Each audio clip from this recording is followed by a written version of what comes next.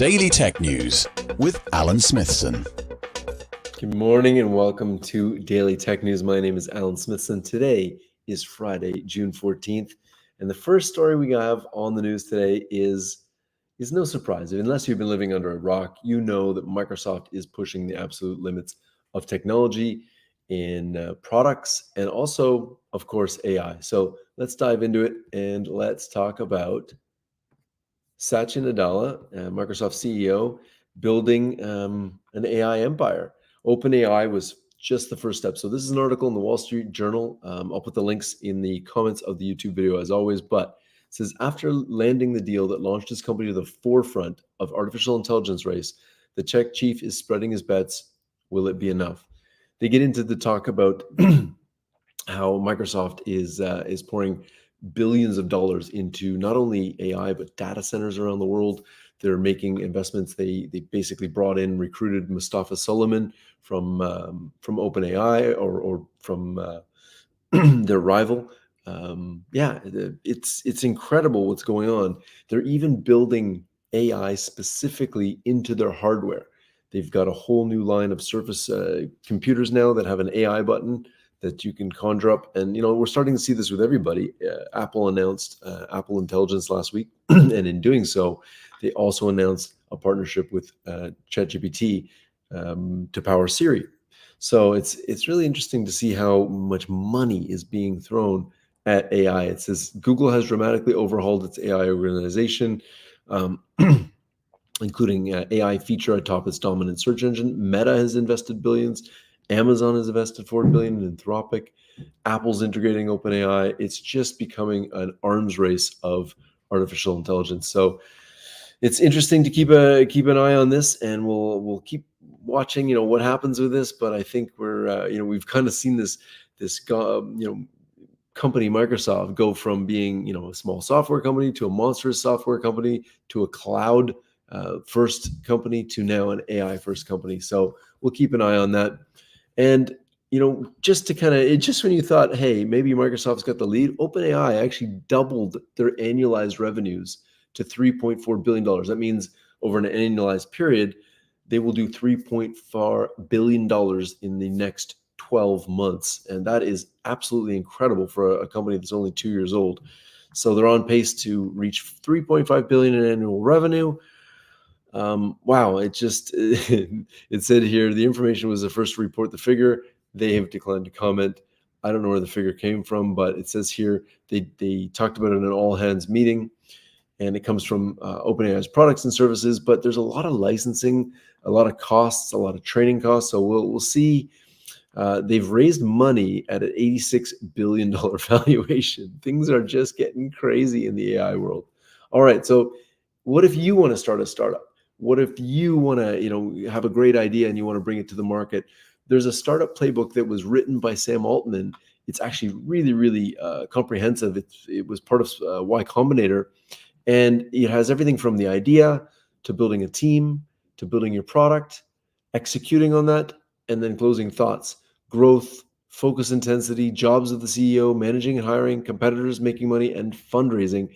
And it's all in through short, easy to listen to podcast type style recordings, but you can click in and you can go and listen to the jobs of the CEO. You can read it as well. Very, very good resource for anybody who wants to start a startup. This is going to be one of my toolboxes for sure. All right. Check this out. This is roboforming. I'll let it play here. Let me take off this. Forming. It's a new way of sheet metal manufacturing, and it could totally change the world of manufacturing just by enabling us to do things we could never do before. These two arms are pushing on this piece of metal from each side in order to carefully craft a shape into it. Now, on the surface, this might look slower than stamping out the metal pieces with a giant press. But getting this thing up and running only takes a few days. And the factories that stamp these things out one after another, they take a couple of years to set up. This could allow way more nimble manufacturing and a way faster pathway to manufacturing for small innovators. Also, this allows us to do things that were just never possible before. Things like sheet forming titanium. That's important if you want to build hypersonic aircraft. Literally, they go so fast that the air friction to make things like aluminum melt. This is How great is that? I mean, 3D robotics, everything coming together in a phenomenal way. I saw this today. I was watching a YouTube video this morning, and an ad came up. And honestly, you gotta love this ad. I love it. So let's play the ad.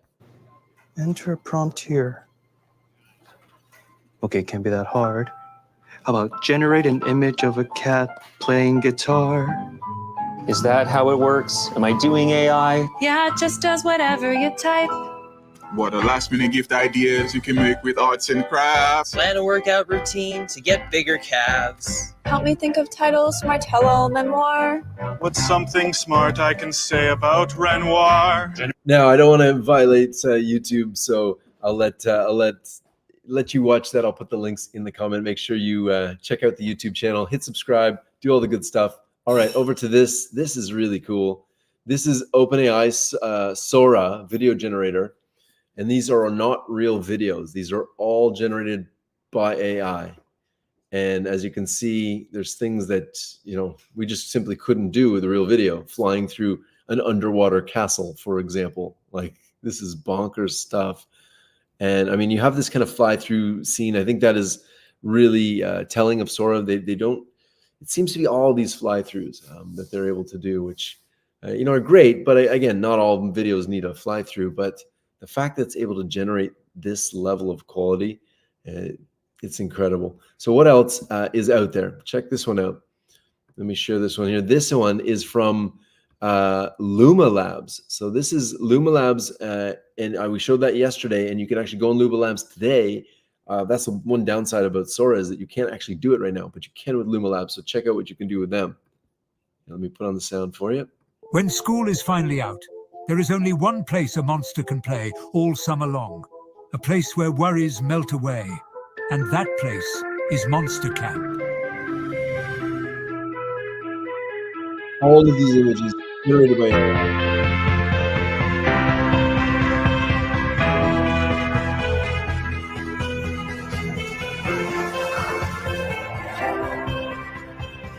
But listen, little one.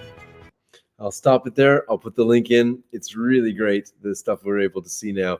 Okay, over to something a little bit strange. This incorporates game engine physics into, well, just watch it. Check it out. What? How cool is that? They've taken a gyroscope and attached it to a screen, and when you turn the screen, it allows for the physics inside the world to adapt real time. What's happening here? Does anybody know what's going on here? This is nuts. Wow. All right, well, here we'll take a look here.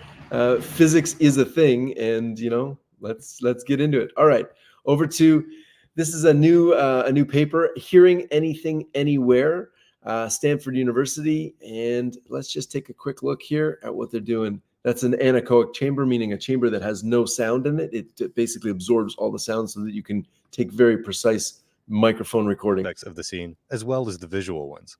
Thus, we present Hearing Anything Anywhere, a method for capturing and virtualizing real acoustic spaces. We start with a real-world scene with a sound source of unknown position and orientation.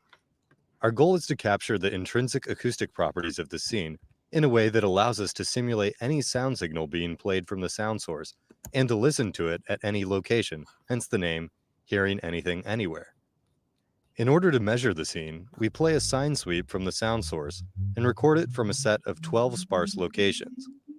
This allows us to measure a set of 12 room impulse responses in the room, which characterize the room's acoustics given the source location and each of the 12 microphone locations. So basically what they're able to do is take a real room and virtualize the sound just by simply scanning it with an iPhone and bringing in the geometries, and then create a real sound soundscape for the scene. So that is super cool. That is all I got for you for Daily Tech News today, June 14th. Next week, I'm going to be at AWE. So if you're going to be in Long Beach, California, I will see you there. I'm giving a talk on the history of XR marketing, which I have to leave now to go prepare. I have a lot of work ahead of me. I hope you have a wonderful day. Go take some time, go walk in nature, take a deep breath, And remember that all of this technology that we're building is really in service of humans like you and I. So go build something cool. Have a great day. Peace.